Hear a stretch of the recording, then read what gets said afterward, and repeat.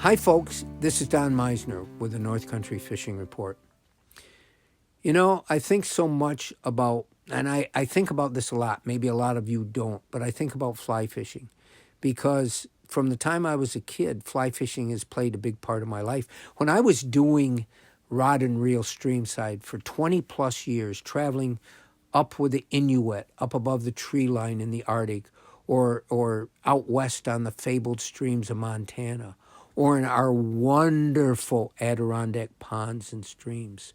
Fly fishing is the way I always sought to be able to catch fish and to show that, because I thought there was a special art and a special joy in catching fish with a fly rod and a fly.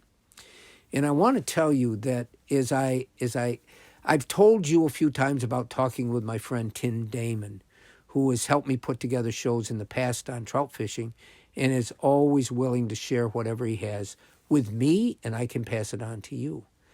And I was telling my wife, I was saying, you know, when I think of Tim, he's probably 10 times the fly fisherman that I am. And what does that really mean? Doesn't mean he enjoys it 10 times as much, but he has taken it to a fine art, a skill that is so amazing. And there's almost no ceiling on how far you can take fly fishing, because it is a beautiful art. It is the most natural. It's almost like going back to the stick with thread tied onto it of fishing. You know, it's about grace and it's about form and to see somebody that's really good.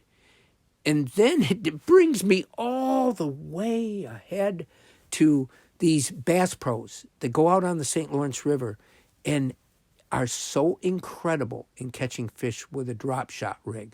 Well, drop shotting and fly fishing is very, very similar. And I'll tell you why. The real art of being able to make both of those methods work is in being able to master the drift. They're both about current.